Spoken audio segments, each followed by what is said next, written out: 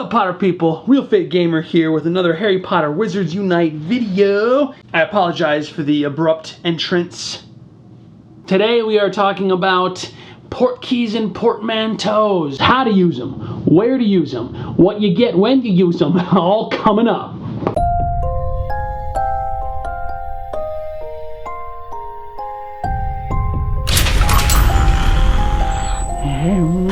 You eating a snack?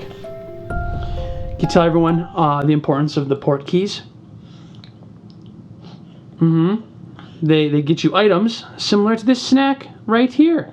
You're very right, that are very important for your continued success within the game, and this snack is important for your continued success in the game of life. Is that right?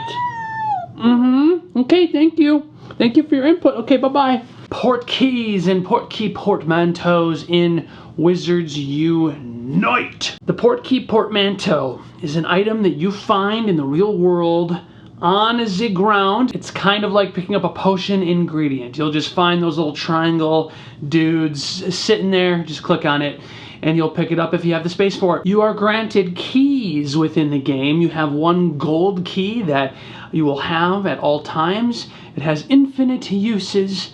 And then you have the silver keys that you only use one time and then it gets used up. And those you collect more and more of over the game as you do wizarding challenges, level up, all that sorts of stuff. Pro tip number 1. So you have portkey portmanteaus that you have collected. Which keys do you use on which portmanteau? Should you just throw keys at random portmanteaus, gold, silver, doesn't matter? What do you do next? Well, you take your gold portkey key that you have, and you're gonna unlock one of the lowest portkey portmanteau that you have. The 2 kilometer is the lowest. So use your gold key on that because those unlock faster. You can use your gold your gold key an infinite amount of times on those low level portmanteaus, those 2 kilometer portmanteaus. You take your silver keys that are finite. You can only use them once. Use those on your 10Ks, your 5Ks, whatever Ks. Use those on the ones that are going to take longer to use. That way, while they're unlocking, your gold keys doing work an infinite amount of times, and then you will more effectively use those silver keys. You're going to get the most bang for your buckaroo. So you put the key in the portmanteau, then what's next? Well, you gotta walk, you gotta move. The game's gonna track your movement, and just like Pokemon Go, if you've played it, you gotta walk a certain distance. You gotta walk a certain distance that's linked up to that portmanteau. So let's say you're trying to unlock a 2K portmanteau, you walk 2 kilometers and boom, the game will send you a notification while you're playing it that tells you the portkey is ready for action.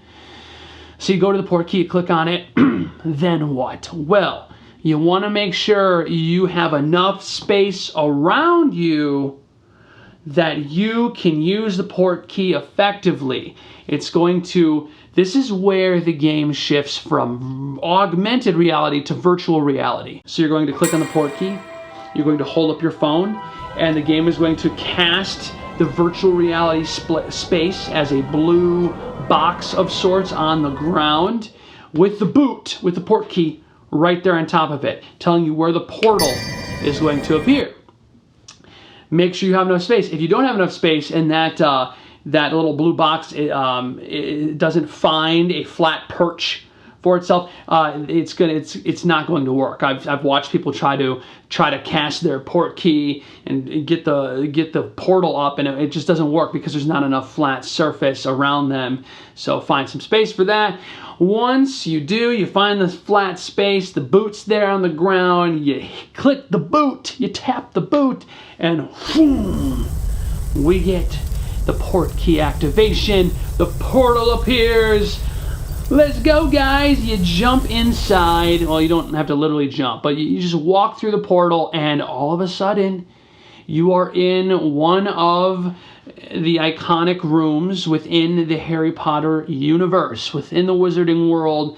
It varies. It's different every time, usually. And then the game will tell you to search around the room, up, down, left, right, doesn't matter. You're in a virtual reality space now. The portal is closed behind you for a small period of time. You can look anywhere, and you need to click on the little light sources. There's going to be these little gem-like flashy thingies, I'll call them, that appear around the room. Some are really easy, right within plain sight. Some are hidden behind other objects within the virtual reality space. And it takes a keen eye to pinpoint them out, and you tap on those. And you have to find 5, but there is a timer on your stay within the virtual reality space. That portal's not going to stay for long before it zaps you back to the real world. So go fast, go quickly, tap around, tap on those little light source thingies. 5 of them. That's what you need. That's what your goal is. Those light source trace thingies turn into things like gold or XP, or potion material, or fragments of foundables, right? So just like the fortresses, the Portkeys are essential to furthering your progress in the game quicker, because you're gonna rack up those foundables that can only be found by doing things like fortresses and Portkeys. Some of these foundable fragments are also found in the real world too. You might get some common ones. You might be like, oh, I already have that one, but it's okay. Keep going through those Portkeys. That's all I have for today, my Real Fit Gamers. Stay tuned for more Wizards Unite videos. The Brilliant event is coming up in like a day. So I'm gonna get this video out there, and then I'm gonna go play the Brilliant event with all of you. And I know we're all really excited to see what comes with that Brilliant event. We need the restricted spell book. We need it.